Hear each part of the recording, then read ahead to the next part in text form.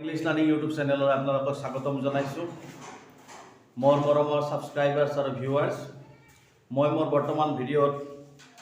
Class 10 half yearly exams English grammar Kamrup rural ডিষ্ট্ৰিক্টৰ গ্ৰামাৰখিনি মই upload দি আছোঁ। যোৱা ভিডিঅ'টোত আধাখিনি দিয়া হৈছে, চ' আজি বাকীখিনি আপোনালোকক আপলোড দিম। আজি আৰম্ভ হ'ব কম্বাইনেশ্যন অৰ্থাৎ সিনথেসিস অফ সেন্টেন্সেৰে, অৰ্থাৎ পৰীক্ষাত দুটা সেন্টেন্স আহে, যি দুটা সেন্টেন্স আমি কম্বাইন কৰি দেখুৱাব লাগে। সো মই লিখিছোঁ কম্বাইনেশ্যন বুলি, that means combination of sentences or ইহঁতক সিনথেসিস বুলিও কোৱা হয়। ওকে, সংশ্লেষণ। সো নাম্বাৰ 1 আছে what does the word mean, I do not know it. What does the word mean? What does the word mean? Okay. Question mark. I do not know it. So এই সেন্টেন্সটো এই যেটো কম্বাইনেশ্যন কৰিবলগীয়া sentence, দুটা sentence আছে, দুটাক লগাব লাগে। এটা কোৱেশ্চনত আছে হোৱাট ডাজ দ্য ৱৰ্ড মিন আৰু এটা আছে এছাৰ্টিভ বা ষ্টেটমেণ্টত। চ' আই ডু নট ন' ইট। এতিয়া প্ৰশ্ন হ'ল আমি এই দুটা সেন্টেন্সক কেনেকৈ কম্বাইন কৰিম। চ' এই দুটা সেন্টেন্স যেতিয়া কম্বাইন কৰিম, কৰাৰ লগে লগে ই এটা কমপ্লেক্স সেন্টেন্স হৈ যাব। মোৰ মৰমৰ ভিউৱাৰ্ছ, ছাবস্ক্ৰাইবাৰ্ছ আৰু ছাত্ৰ ছাত্ৰীসকল, আপোনালোকে লক্ষ্য কৰিব, এই দুটা সেন্টেন্স যেতিয়া লগাই দিম তেতিয়া দুটা সেন্টেন্স লাগি ই এটা কমপ্লেক্স সেন্টেন্স হ'ব। আৰু কমপ্লেক্স সেন্টেন্স বুলি কোৱাৰ লগে লগে এটা প্ৰিন্সিপাল ক্লজ থাকিব লাগে আৰু এটা সাবঅৰ্ডিনেট ক্লজ থাকিব লাগে। ওকে, সো ইয়াৰে যিটো প্ৰিন্সিপাল ক্লজ, সেই প্ৰিন্সিপাল ক্লজটো কি? আই ডু নট ন' ইট। আচ্ছা, আৰু এই ইটখিনি কি ৰেফাৰ কৰিছে? হোৱাট ডাজ দ্য ৱৰ্ড মিন। তাৰমানে শব্দটোৰ অৰ্থ কি বুজাইছে? আই ডু নট ন' ইট, মই এইটো নাজানো। এইটো মানে কি? শব্দটোৰ অৰ্থ। সো প্ৰিন্সিপাল ক্লজৰে সেন্টেন্সটো আৰম্ভ কৰিব লাগিব। কৰাৰ লগে লগে হোৱাট ডাজ দি ৱৰ্ড মিন, এই যিটো পাৰ্ট, এইটো সাবঅৰ্ডিনেট ক্লজ হৈ যাব আৰু দুটা সেন্টেন্স লাগি এটা সেন্টেন্স হ'ব। আৰু শেষত আমি কি লিখিম? কুৱেশ্যন মাৰ্ক নিদিম, ফুল ষ্টপ দিম, ই এছাৰ্টিভ সেন্টেন্স হ'ব। সো আপোনালোকে চাব, কাৰণ কোনো সেন্টেন্সত যদি সাবঅৰ্ডিনেট ক্লজ আমি লিখোঁ, হোৱাট, ৱেৰ, হাউ, ৱেন, এইবিলাকেৰে সাবঅৰ্ডিনেট ক্লজ লিখা হয়। আৰু এই সাবঅৰ্ডিনেট ক্লজ কেতিয়াও কুৱেশ্যনত লিখা নহয়, ষ্টেটমেণ্টত লিখা হয়। সো এবাৰ ইটটো নিলিখি আমি কি লিখিম? আই ডু নট ন'। অ'কে, মই নাজানো। কি নাজানো? এই শব্দটোৰ অৰ্থ কি? Okay, so what the word, ইয়াতে যিহেতু ডাজেৰে কুৱেশ্যন কৰিছে, সেইকাৰণে আমি কি লিখিম? যিটো মেইন ভাৰ্ব, এইটো মেইনৰ কি লিখিম? প্ৰেজেন্ট টেন্স লিখিম। প্ৰেজেন্ট মানে থাৰ্ড পাৰ্চন সিঙ্গুলাৰ নাম্বাৰ হ'ব, দ্য ৱৰ্ডটো থাৰ্ড পাৰ্চন সিঙ্গুলাৰ নাম্বাৰ, গতিকে what the word means. Okay, নিশ্চয় বুজি পাইছে যে what does the word mean, I do not know' it, I do not know' what the word means. So' মোৰ মৰমৰ ছাত্ৰ ছাত্ৰীসকল, নিশ্চয় বুজি পাইছে যে এনেকৈ যেতিয়া হোৱাট, ৱেন, হাউ এনেকুৱা এটা কুৱেশ্যনত থাকে আৰু এটা ষ্টেটমেণ্টত থাকে, তেতিয়া ষ্টেটমেণ্টত থকাটোক আমি কি প্ৰিন্সিপাল ক্লজ হিচাপে লৈ এই হোৱাট, ৱেন, হাউ এই পাৰ্টটোক আমি সেন্টেন্সত সাবঅৰ্ডিনেট ক্লজ হিচাপে ইউজ কৰোঁ আৰু দুটা লাগি এটা কমপ্লেক্স সেন্টেন্স হৈ যায়। চ' ইয়াতেও সেইটোৱে হ'ল I do not know' what the word means. নিশ্চয় বুজি পাইছে। তো সেকেন্ড সেন্টেন্সটো হ'ল he is not intelligent, he is not brave. He is not intelligent. Okay, he is not brave. So সিদিনা এনেকুৱা এটা সেন্টেন্স আমাৰ কোৱেশ্চন পেপাৰত আছিলে আৰু তাতে আপলোড দিয়া হৈছিল যে এই সেন্টেন্স দুটা আছে আৰু দুটা সেন্টেন্সত কি সেন্টেন্স দুটা নেগেটিভ অৰ্থাৎ নট আছে। যেতিয়া কোনো দুটা সেন্টেন্সত নট থাকিব অৰ্থাৎ নেগেটিভত থাকে, তেতিয়া সেই সেন্টেন্স দুটাক আমি কম্বাইন কৰিবলৈ নাইদাৰ নৰ ইউজ কৰোঁ। কি ইউজ কৰোঁ? নাইদাৰ নৰ। সো ইয়াৰ সাবজেক্ট এটাই আছে আৰু সেইকাৰণে এফালেও হি আছে এফালেও হি আছে সেইকাৰণে সাবজেক্টেৰে আমি আৰম্ভ কৰিম এটা সাবজেক্ট যেহেতু একেটাই সাবজেক্ট যেহেতু সাবজেক্ট আৰম্ভ কৰিম আৰু যি দুটা কোৱালিটি আছে অৰ্থাৎ এডজেক্টিভ আছে সেই দুটাৰ আগত আমি কি কৰিম নাইদাৰ অৰ্থাৎ এটাৰ আগত নাইদাৰ আনটোৰ আগত নট ইউজ কৰিম so he is neither intelligent okay nor brave so নিশ্চয় বুজি পাইছে যে যেতিয়া আমাৰ দুটা নেগেটিভ সেন্টেন্সক কম্বাইন কৰিবলগীয়া হয় তেতিয়া আমি তাত কোৰিলেটিভ হিচাপে নাইদাৰ নট ইউজ কৰি কম্বাইন কৰো কিন্তু লক্ষ্য ৰাখিব লাগিব যি দুটা নেগেটিভ কথা থাকে তাৰ এটাৰ আগত নাইদাৰ আহে আনটোৰ আগত নট আহে কোনোবাই যদি লিখিব খোজে যে ধৰক যেতিয়া সাবজেক্ট বেলেগ বেলেগ থাকে তেতিয়া কিন্তু সেই সাবজেক্ট এটাৰ আগত কি আহিব নাইদাৰ আহিব আনটোৰ আগত নট আহিব তেতিয়া কাম দুটা একেটাই থাকে যেনেকৈ মই ক'ব বিচাৰিছো যে Ram is not intelligent his brother is not intelligent অৰ্থাৎ এবাৰ দুটা সেন্টেন্সত ইন্টেলিজেন্ট আহিছে কিন্তু সাবজেক্ট দুটা বেলেগ তেতিয়া কিন্তু কি কৰিব লাগিব নাইদাৰ Ram nor his brave neither Ram nor his brother is intelligent লিখিব লাগিব কিন্তু কেতিয়াবা কোনো ষ্টুডেন্টে ভুলকে লিখিয়ে দিয়ে যে Ram is neither intelligent nor his brother যদি এনেকৈ লিখে তেতিয়াহ'লে আমাৰ কিন্তু সেন্টেন্স নহব ওকে হেতু কথা লক্ষ্য ৰাখিব লাগিব এবাৰ কম্বাইনেশনৰ পিছত আহিলে আপোনাৰ কি মানে অল্টারনেটিভ অর্থাৎ মানে রাইট অল্টারনেটিভ অর্থাৎ দুটা দুটা ওয়ার্ড দিয়া থাকিব প্রায় একে অর্থযুক্ত বা উচ্চারণ একে থাকিব তাৰে যেটো শুদ্ধ হয় হেতুৰে খালি ঠাই পূৰণ কৰিব লাগে সো এটো কি বুলি কোৱা হয় right alternatives okay so right অল্টাৰনেটিভসৰ প্ৰথম সেন্টেন্সটো হ'ল the boy could not days an example of proper noun the boy could not base an example of proper noun so আপোনালোকে চাব ইয়াত ওয়ার্ড দুটা দিছে সাইট আৰু সাইট ওকে CITE আৰু SIT তে এই ওয়াৰ্ডটাৰ নিশ্চয় মিনিং জানিব লাগিব উচ্চাৰণ কিন্তু একেই সাইট আৰু সাইট সাইট মানে উল্লেখ কৰা CITE আৰু SIT সাইট মানে স্থান ওকে তেতিয়ালে কি হ'ব লৰাজনে কি কৰিব নোৱাৰিছিল প্ৰপাৰ নাউনৰ এটা উদাহৰণ উল্লেখ কৰিব নোৱাৰিছিল যে উল্লেখ কৰিব নোৱাৰিছিল নিশ্চয় এটো এপ্ৰোপ্ৰিয়েট হ'ব সেইকাৰণে ইয়াতে কি লিখিম CITE okay the boy could not cite an example of proper noun again the COVID-19 patient knew that his death was imminent so এইটো আহিলে আমাৰ বৰ্তমান সোসাইটিত যেটো চলি আছে the COVID-19 patient knew that his death was imminent so দুটা word আছে এটা হল এমিনেন্ট আর এটা হল কি ইমিনেন্ট EMI NENT আৰু IMMINENT সো ওয়াৰ্ডটা মিনিং জানিব লাগিব এটো এমিনেন্ট মানে ফেমাস বিখ্যাত আৰু এটো ইমিনেন্ট মানে আসন্ন মানে জানে যেটো অলপতে হবলগীয়া হবই আৰু অলপ পিছত ঘটিব যেটো কাম বা হৈ যাব তেনেকুৱা অৰ্থাৎ আমি কি ইউজ কৰো ইমিনেন্ট এতিয়া সেন্টেন্সটো কি কৈছে যে COVID-19 পেশেন্টে জানিছিল যে তেওঁৰ মৃত্যু খুব অনিবাৰ্য বা অলপতে হবলগীয়া কম পাইছিল মৰিব অলপ পিছত তেতিয়া আমি কি লিখিম মৃত্যুটো ফেমাস হ'ব নোৱাৰে এমিনেন্ট হ'ব নোৱাৰে যেটো অৰ্থ ফেমাস নিশ্চয় কি হ'ব ইমিনেন্ট অলপতে হ'ব জানিব আসন্ন বুলি কয় যে খুব নিকটতম মানে আহি আছে আৰু ওকে সো এটো কি হ'ব ইমিনেন্ট সো নিশ্চয় আপোনালোকে বুজি পালে এতিয়া লিখি বোর্ডত কি দিলো কম্বাইনেশন অফ সেন্টেন্সেস আৰু ৰাইট অল্টাৰনেটিভস দুটা মানে টপিক মই ভালদৰে বুজাব পাৰিছো এবাৰ আহিলে মেক সেন্টেন্স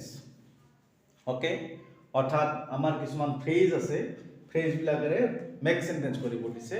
বাৰু দুটা কৰিব দিছে, কিন্তু ইয়াতে যিকেইটা আছে মই গোটেইকেইটা কৰিবলৈ চেষ্টা কৰিম, আপোনালোকক বুজাই দিম। সো মেক সেন্টেন্স কৰিবলৈ আমাৰ যি ফ্ৰেজ দিয়া থাকিব সেই ফ্ৰেজবিলাকৰ মিনিং জানিব আৰু সেই মিনিং গোটে এটা শুদ্ধ সেন্টেন্স আমি লিখি দিম, কমপ্লিট সেন্টেন্স লিখি দিম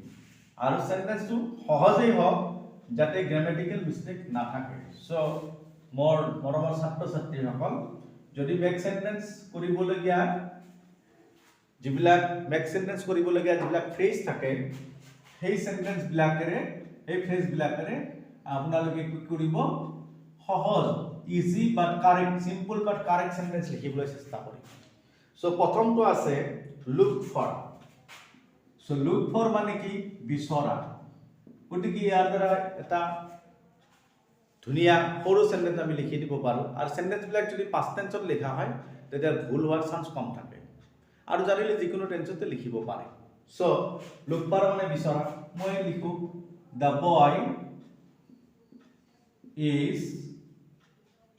looking for his lost pen, অৰ্থাৎ ল'ৰাজনে তেওঁৰ হেৰুৱা কলমটো বিচাৰি আছে। প্ৰেজেন্ট কন্টিনিউয়াছত সেন্টেন্সটো লিখিলো আৰু সাধাৰণতে যিটো ফ্ৰেজ আমি সেন্টেন্সত ইউজ কৰোঁ সেইটো আন্ডাৰলাইন কৰি দিলে এক্সামিনাৰৰ কাৰণে ভাল চাবলৈ। Okay, so the boy is looking for his lost pen. The boy is looking for his lost pen, অৰ্থাৎ ল'ৰাজনে তেওঁৰ হেৰুৱা কলমটো বিচাৰি আছে। টাৰ্ন আপ, এবাৰ আৰু এটা ফ্ৰেজ আহিলে টাৰ্ন আপ। টাৰ্ন আপ মানে কি, উপস্থিত হোৱা, টু বি প্ৰেজেন্ট। তো ওয়াৰ্ডবিলাক মনত ৰাখিব, টাৰ্ন আপ মানে কি, উপস্থিত হোৱা। গতিকে কি লিখিব পাৰোঁ, the president turned up, past টেন্সত লিখিছোঁ, turned up in the meeting in time. Okay, কি ক'লো যে প্ৰেসিডেন্টজনে মিটিঙত সময়মতে উপস্থিত হৈছিল। সো ধুনীয়া মিনিং দিছে। গতিকে এনেকুৱা সেন্টেন্সটো সৰুই হওক, সিম্পল হওক, কিন্তু কাৰেক্ট কৰি লিখিব লাগিব। So the president turned up in the meeting in time. Next আহিছে পাছ এৱে। পাছ এৱে বুলি কোৱাৰ লগে লগে আমি কি বুজি পাওঁ, ডাই, তাৰমানে ঢুকালে, মৰিছে, মৰা বা ঢুকা বুলি কোৱা হয়। তে কি লিখো, the old man passed away। কি লিখিলো, বুঢ়া মানুহজন ঢুকাইছিল বা মৰিছিল last year. Okay, simple sentence একেবাৰে,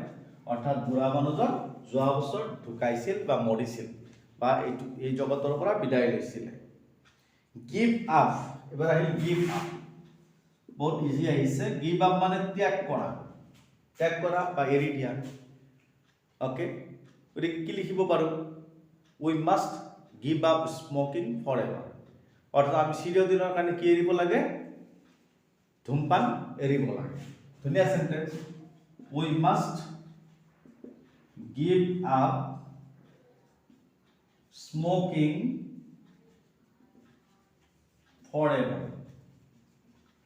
সো নিশ্চয় বুজি পাইছে, we must give up smoking for ever. Last one, run over. Run over মানে কি, চেপা, চেপি দিয়ে যে গাড়ীৰে চেপে বা খুন্দিয়া, সেইটোক ৰান অভাৰ বুলি কোৱা হয়। গতিকে কি লিখিব পাৰোঁ, the dog was run over by a speeding car. Okay, অৰ্থাৎ কুকুৰটো এটা তীব্ৰ গতিৰ গাড়ীৰ দ্বাৰা চেপা হৈছিল বা খুন্দিয়া হৈছিলে। The dog was run over, ৰানেই হ'ব, পেচিভত লিখিছোঁ। The dog was run over by a speeding car. Okay, by a speeding car. So make sentence কেইটা হ'ল, পৰীক্ষাত কিন্তু দুটা লিখিব দিছে, যেহেতু মই পেপাৰখন সলভ কৰি আছোঁ, গতিকে মই আৰু অপশ্যন লোৱা নাই, গোটেইকেইটা কৰি দিছোঁ। সো আপোনালোকৰ কাৰণে সুবিধা হ'ব। পৰীক্ষাত এনেকুৱা ধৰণৰ মেক সেন্টেন্সে আহিব যদি HSLC পৰীক্ষা অনুষ্ঠিত হয়। সো প্ৰথমটো হ'ল, the boy is looking for his lost pen. The president turned up in the meeting in time. The old man passed away last year. We must give up smoking forever. The dog was run over by a speeding car. এবার next topic আহিলে আমাৰ অৰ্থাৎ এই ডিস্ট্ৰিক্টৰ অৰ্থাৎ Kamrup ৰুৰেলৰ next গ্ৰামাৰৰ topic হ'ল মানে correct sentence অৰ্থাৎ sentence correct কৰিব লাগে। সো নিশ্চয় আপোনালোকে জানে যে পৰীক্ষাৰ্থী সেন্টেন্স কাৰেকশ্যন আহে অৰ্থাৎ আমাৰ কিছুমান সেন্টেন্স দিয়া থাকিব সেই সেন্টেন্স বিলাকত সৰু সুৰা ভুল থাকিব অলপ ভুল থাকিব যিবিলাক গ্ৰামাটিক্যাল মিস্টেক বুলি কোৱা হয় আৰু সেই মিস্টেকখিনি আমি বিচাৰি উলিয়াই সেন্টেন্স বিলাক শুদ্ধকৈ লিখিব লাগিব কাৰেক্টলি লিখিব লাগিব সেইটো মই ইয়াতে লিখিম কাৰেকশ্যন অফ সেন্টেন্সেস অৰ্থাৎ বাক্য শুদ্ধীকৰণ ওকে কেনেকৈ শুদ্ধ বাক্য লিখা হয় so it will be correction of sentences okay correction of sentences বা sentence correction so এক নম্বৰত আছে let us hear his speech বহুত ধুনীয়া সেন্টেন্স দিছে let us hear his speech so more viewers মই আপোনালোকক আজি এটা ভাল বস্তু কম যে আমি হিয়াৰ মানে জানো শুনা আৰু লিসেন মানে জানো আমি শুনা সো এই দুটা ডিফাৰেন্স কি এই সেন্টেন্সটো নিশ্চয় ভুল আছে কাৰণ কোনোবাই ভাষণ দি আছে আৰু সেই ভাষণটো কি কৈছে let us hear his speech তেওঁৰ ভাষণটো আমি শুনো বলা বা শুনো বলক অৰ্থাৎ এটা প্ৰপ'জেল দিছে let us থাকিলে প্ৰপ'জেল হয় এতিয়া ভাষণ শুনিবলৈ কি আমি হিয়াৰ শব্দটো এপ্ৰোপ্ৰিয়েট হ'ব নে লিসেন শব্দটো এপ্ৰোপ্ৰিয়েট হ'ব এতিয়া সেইটো জনাৰ আগতে হিয়াৰ আৰু লিসেনৰ ডিফাৰেন্স জানিব লাগিব হিয়াৰ বুলি কোৱাৰ লগে লগে কি হয় যেনেকৈ এতিয়া ৰাস্তাৰে গাড়ী এখন গৈ আছে গাড়ী এটা আৱাজ আছে শব্দ আছে সাউন্ড আছে এই সাউন্ডটো আমাৰ কাণত আহি পৰিছে সেইটো হিয়াৰ হয় ওকে যিকোনো এটা শব্দ কাণত আহি পৰাৰ লগে লগে আমি তাক বুজো বা নুবুজো কাণত আহাৰ লগে লগে যি শব্দ আমি শুনো সেইটো হিয়াৰ হয় কিন্তু সেই শব্দটো কি হয় তাক যদি বুজিবলৈ চেষ্টা কৰো তেতিয়া হলে লিসেন হ'ব তাৰমানে লিসেন মানে মনোযোগেৰে শুনা গতিকে কোনোবাই ভাষণ দিছে সেইটো আমাৰ কাণত পৰিছে বাস গুচি গ'ল কোনো কথা নাই কিন্তু এবাৰ কোৱা হৈছে যে তেওঁৰ ভাষণটো শুনো আহক বা শুনো বলা তাৰমানে নিশ্চয় তাত মনোযোগ দি শুনিব লাগিব সো লিসেন মানে ভালকৈ বা মনোযোগ দি শুনা কোনো এটা কথা গুৰুত্ব সহকাৰে শুনা সেইটো হল লিসেন গতিকে ভাষণ কি কৰা হয় গুৰুত্ব সহকাৰে শুনা হয় সেইকাৰণে আমি ইয়াত হিয়াৰ শব্দটো বা ভাৰ্বটো ইউজ কৰিব নোৱাৰো আমি হিয়াৰৰ সলনি লিসেন লিখিব লাগে আৰু এটা কথা মন কৰিবলগীয়া যেতিয়া আমি লিসেন শব্দটো লিখো তেতিয়া তাৰ লগত অটোমেটিক্যালি এটা প্ৰিপজিশন আহে আৰু লিসেনৰ লগত সদায় টু প্ৰিপজিশন আহি যায় so it will be let us listen to his speech okay so নিশ্চয় ডিফারেন্স তো বুজি পাইছে let us listen to okay listen to his speech so বহুত ধুনিয়া আমাৰ পৰীক্ষা বিলাকত আহি থাকে চাকৰি ইন্টাৰভিউ বিলাকত আহি থাকে ওয়াৰ্ড বিলাকৰ এপ্ৰোপ্ৰিয়েট ইউজ আমি জানিব পাৰিম ওকে ভোকেবুলাৰি বহুত বাঢ়ি যায় এবাৰ আহিলে কি the hairs of the British people are white বহুত ধুনিয়া কথা দিছে the hairs of the British people are white কথাটো হসা অৰ্থাৎ ব্ৰিটিছৰ মানুহৰ চুলি বগা এতিয়া কথাটো হল যে ইয়াতে কি লিখিছে হেয়াৰ্স আমাৰ ইংলিশ গ্ৰামাৰত এনেকুৱা কিছুমান ওয়াৰ্ড আছে যিবিলাক ওয়াৰ্ড আমি আনকাউন্টেবল বুলি কওঁ আৰু আনকাউন্টেবল নাউনৰ কোনো প্লুৰেল ফৰ্ম নাথাকে যেনেকৈ hair okay hair is an uncountable noun ই কেতিয়াও কাউন্টেবল হিচাপত ইউজ নহয় বা ই প্লুৰেলত কেতিয়াও ইউজ নহয় গতিকে নিশ্চয় এইটো হেয়াৰ্সৰ হলনি কি হ'ব হেয়াৰ লিখিব লাগিব হয়নে সুগাৰ আনকাউন্টেবল নাউন আমি এতটো গণিব নোৱাৰো হেয়াৰ আনকাউন্টেবল নাউন সো এনেকুৱা আনকাউন্টেবল নাউন কেতিয়াও প্লুৰেল ফৰ্মত ইউজ নহয় যেতিয়া প্লুৰেল ফৰ্ম ইউজ নহয় ইয়াতে প্লুৰেল ফৰ্মত লিখিলে নহয় যে ব্ৰিটিছ মানুহবিলাকৰ চুলিবোৰ বগা ওকে কিন্তু আমি কি লিখিব লাগিব হেয়াৰ্সৰ জায়গাত হেয়াৰ লিখিব লাগিব বাৰু লিখিলো okay the hair of the British people okay British people এবাৰ কি আহিলে যেহেতু হেয়াৰ্স নহল ইয়াতে হেয়াৰ্স লিখা কাৰণে তাতে ভাৰ্বটো এগ্ৰি কৰিছে আৰু লগত কাৰণ বহু প্লুৰেল লিখে প্লুৰেল ভাৰ্ব লিখিছে বিভাগটো কিন্তু এবাৰটো আমি সিঙ্গুলাৰ লিখিলো হেয়াৰ লিখিলো ইটো প্লুৰাল ইউজে নহয় গতিকে এবাৰ আমি কি কৰিব লাগিব আৰ অৰ ঠাইত in place of R we have to right is okay যদি আমি অকল কি কৰো হেয়াৰছৰ জাগাত হেয়াৰ লিখি বাকি এফালে আৰ লিখি তো তথাপি সেন্টেন্সটো ইনকাৰেক্ট হ'ব ই কাৰেক্ট হ'ব নোৱাৰে সো এফালে যেতিয়া আনকাউন্টেবল আহিল এফালে বিভাগটো কি আনকাউন্টেবল সৰি সিঙ্গুলাৰত লিখিব লাগিব এফালে যেহেতু সিঙ্গুলাৰ এফালে সিঙ্গুলাৰ হ'ব you must stop to write now you must stop to write so এই সেন্টেন্সটো পঢ়িলে আমি গম পাও ভুলটো ক'ত আছে কাৰণ আমি কেতিয়াবা পৰীক্ষাত ষ্টুডেন্টক কও যে লিখা বন্ধ কৰা বুলি কোৱাৰ লগে লগে ষ্টপ টু ৰাইট বুলি নকও লিখিবলৈ বন্ধ কৰা নহয় লিখা বন্ধ কৰা অৰ্থাৎ আমি যেটো লিখা কাৰ্য চলি আছে সেইটোক বুজাবলৈ আমি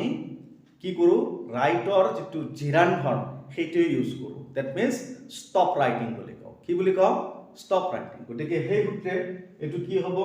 you must stop writing now অর্থাৎ এটা তোমার লিখা বন্ধ লিখা কার্যটো বুজাবলৈ আমি রাইটিং ইউজ কৰো গতিকে it is a kind of noun so আমি নাউন ফর্ম বা এক জিরাট বলে ক'ব পাৰি অবজেক্ট হিচাপে ইউজ হৈছে so you must stop writing now okay you must stop writing now হৈ গল Number 4 ahile the gold is a precious metal so more viewers বহুত বস্তু জানিব পাৰিব গ্ৰামাৰৰ ভিডিও বিলাক চাই থাকিলে the gold is a precious metal so এই সেন্টেন্সটো কি ভুল আছে এনেকা লাগে শুদ্ধ আছে ঠিকই আছে কিন্তু মনত ৰাখিব গোল্ড এটো এটা ম্যাটেৰিয়েল নাউন কি noun gold silver milk okay iron এবিলাক কি ম্যাটেৰিয়েল সো কোনো এটা ম্যাটেৰিয়েল নাউন যেতিয়া অনিৰ্দিষ্টকৈ লিখা হয় তেতিয়া তাৰ আগত কোনো ধৰণৰ আৰ্টিকল নবহে so simple gold is a precious metal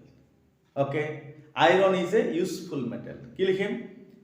iron the iron is a useful metal নহয় iron is a useful metal ঠিক তেনেকৈ গাখীৰ পুষ্টিকৰ খাদ্য milk is a nutritious food okay so এনেকা যিবিলাক কি আছে ম্যাটেৰিয়েল নাউন আছে হেবিলাক নাউনৰ আগত আমি কোনো আৰ্টিকল ইউজ নকৰো যদি হেবিলাক ডেফিনেটলি নুবুজায় ওকে গোল্ড ইজ আ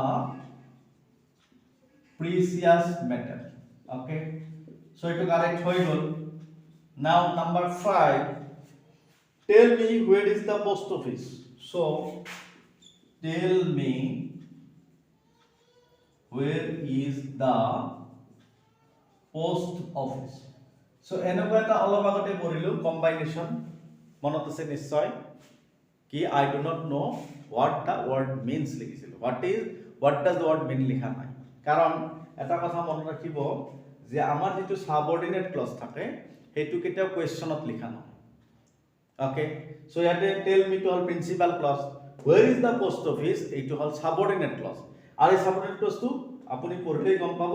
ইকুৱেশ্যনত আছে where is the post office হল সাবজেক্ট ইয়াৰ আগত ইজ ব্যৱহাৰ কৰিছে গতিকে ই ইনকাৰেক্ট হৈ আছে গতিকে ইয়াক কাৰেক্ট কৰিবলৈ কি কৰিব লাগিব tell me where the post office is okay is to লাষ্টৰ ফালে যাব বিভাগটো লাগিবই কিন্তু আগত আহা কাৰণে কোৱেশ্চন হৈছে আৰু কোৱেশ্চনত ই কেতিয়াও কাৰেক্ট নহয় কাৰণ সাবঅৰ্ডিনেট ক্লজ আমি সদায় স্টেটমেন্টত লিখো ওকে টেল মি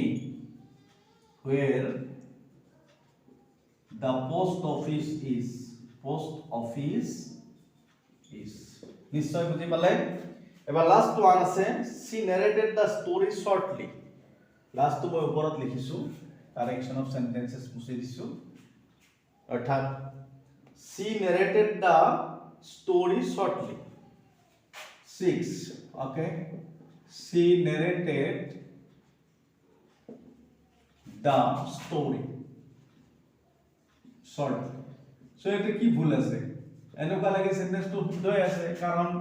কি কব বিচাৰিছে she narrated the story shortly that means তাই স্টোৰিটো সমুকৈ বৰ্ণনা কৰিছিল এতিয়া মনত ৰাখিব এটা কথা যেতিয়া শৰ্ট শব্দটো হয় ছুটি বা সমু বুলি কয় আৰু যদি ছুটি হয় বা চমু হয় চমু হ'লে ইন শৰ্ট লিখিব পাৰোঁ আমি কিন্তু শৰ্টলি লিখিব নোৱাৰোঁ শৰ্টলি বুলি কোৱাৰ লগে লগে ই অলপতে বুজায় যিটো অলপতে ফিউচাৰ টেন্সৰ লগত মানে জড়িত হৈ আছে যেনেকৈ বিশাল অপেনিং শৰ্টলি তাৰমানে বিশালৰ এখন দোকান বা মেগামাৰ্ট এখন অলপতে খোলা হ'ব তাৰমানে ফিউচাৰ বুজাবলৈ আমি শৰ্টলি ইউজ কৰোঁ অ'কে ফিউচাৰ কোনো এটা সোনকালে কিবা এটা হ'ব তেনেকুৱা কথাটো আমি শৰ্টলি লিখোঁ কিন্তু শৰ্টলি মানে চমুকৈ নহয় গতিকে আমি এই সেন্টেন্সটো মানে এনেকুৱা অৰ্থ বুজাব বিচাৰিছে তেওঁ ষ্টৰীটো চমুকৈ বৰ্ণনা কৰিছিল তেতিয়া কি লিখিম she narrated the story briefly মানে কি চমুকৈ আপোনালোকে কোৱেশ্চন পেপাৰত চাব পাৰিব যে briefly describe how possible outsmarted Max তাতে লিখা নাই shortly describe ওখানে describe briefly আছে কি আছে describe briefly বা briefly describe ওকে তাতে shortly নাথাকে কাৰণ shortly টু বেলেগ অৰ্থ বুজায় ওকে সো আমাৰ বহুতৰ এনেকুৱা ভুল থাকে যে আপুনি কথাখিনি shortly কক মানে চমুকৈ ক'ব দিছে নহয় অৰ্থটো হোৱা নাই shortly কক মানে সোনকালে বা অলপতে কক কেনেকুৱা কথা হ'ব পাৰে কিন্তু আপুনি কথাটো চমুকৈ কক আপুনি কথাটো briefly কক বা আপুনি কথাটো in short কক এনেকুৱা আমি ক'ব পাৰোঁ সো এটো কি হ'ব she narrated the story briefly she narrated the story briefly so আমাৰ কাৰেকশন কিটা হল সেন্টেন্স অৰ্থাৎ 6টা সেন্টেন্স দিছিলে কাৰেক্ট কৰিবলৈ আর all the sentences are written on the board okay question লিখিছো তাৰপিছত কাৰেক্টেড সেন্টেন্স কিটা মই লিখি দিছো সো আপোনালোকৰ সুবিধাৰ্থে মই আকৌ এবাৰ সেন্টেন্স কিটা মাতি দিছো প্ৰথমটো হল let us hear his speech let us listen to his speech second the hairs of the British people are white the hair of the British people is white you must stop to write now you must stop writing now again the gold is a precious metal gold is a precious metal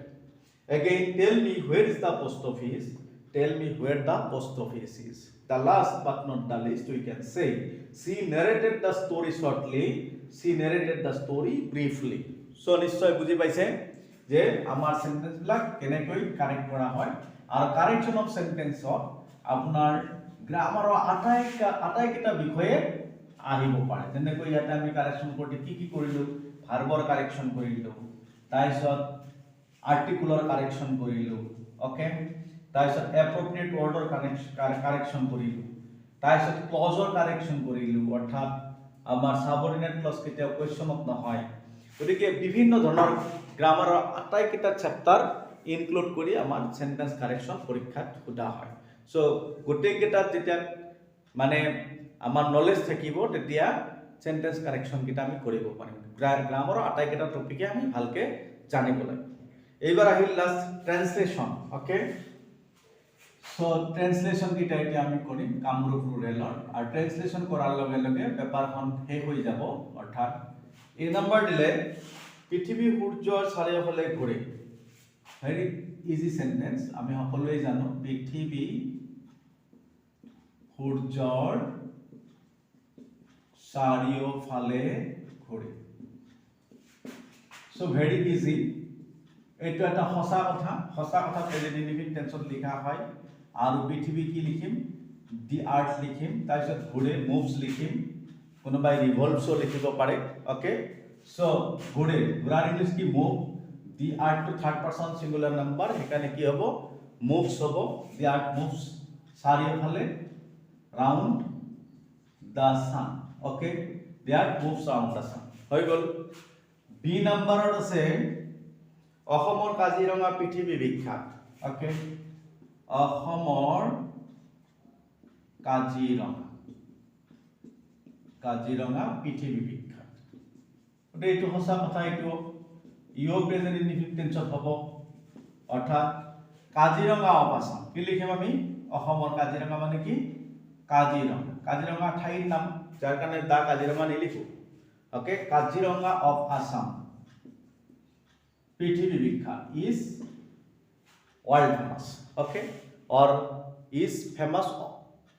famous in the world এনেকেও লিখিব পাৰো কিন্তু পৃথিৱী বিখ্যাত world famous লিখি দিলে হৈ যাব so Kaziranga of Assam is world famous okay so এটো প্ৰেজেন্ট ইনডিফিনিটত হৈ গল নাম্বাৰ 3 তুমি হাতুৰিব জানানে কোৱেশ্চন কৰিছে তুমি হাতুৰিব জানানে সো এই সেন্টেন্সটো কিন্তু বহুতে ভুল কৰে যে বহুত সহজ do you no to swim লিখি দিব পাৰে কিন্তু নহয় কিয় নহব হাতুৰা সাইকেল চলা নহয় জানো এইবিলাক একতা কি হয় আৰ্ট আৰু এনেকুৱা ক্ষেত্ৰত কেনেকৈ হাতুৰিব লাগে সেই কথাটো সোমাই আছে সেই কাৰণে আমি ইংলিছত এই সেন্টেন্স বিলাক লিখোতে এটা হাউ ইউজ কৰিব লাগে so do you know how to swim okay do you no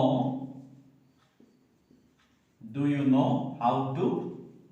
swim অৰ্থাৎ তুমি হাতুৰিব জানানে নেক্সট আহিলে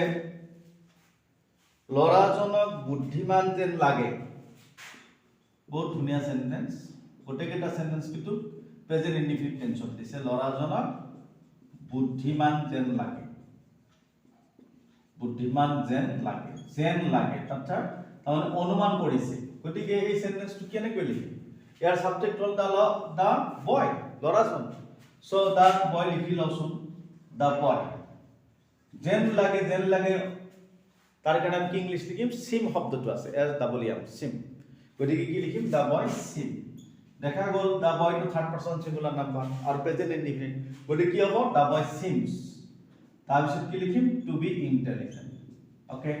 অৰ্থাৎ লৰাজনক বুদ্ধিয়ক বা বুদ্ধিমান যেন লাগে the boy seems to be intelligent very easy কিন্তু অলপ চিন্তা কৰিবলগীয়া ওয়ার্ড বিলাক জানিব লাগিব নেক্সট আছে পাহ আমি খেলখনত জিকিলো বাহ আমি খেলখনত জিকিলো সো এটো কি এটো এটা এক্সক্লেমেটৰি সেন্টেন্স ওকে সো এক্সক্লেমেটৰি সেন্টেন্স বাহ আমি খেলখনত জিকিলো এটো কি লিখিম বা বুলি কোৱা লগে হুৰে আৰু এখিনি আমি প্ৰেজেন্ট পাৰফেক্টত লিখিম হুৰে we have won the match okay we have won the match হুৰে we have won the match আমি সেন্টেন্সটোৰ শেষত কি দিব লগা হৈছে নোট অফ এক্সক্লেমেশন বা ভাৱবোধক চিন দিব লগা হৈছে সো আৰু এটা ট্ৰান্সলেচন আছে সেইটো মই ওপৰত লিখিম মানুহজন ইমান দুৰ্বল যে খোজ কাঢ়িবই নোৱাৰে ওকে মানুহজন ইমান দুৰ্বল যে খোজ কাঢ়িবই নোৱাৰে লাষ্ট ওয়ান এফ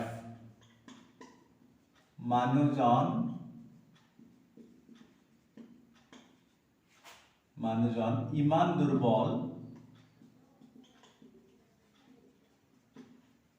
যে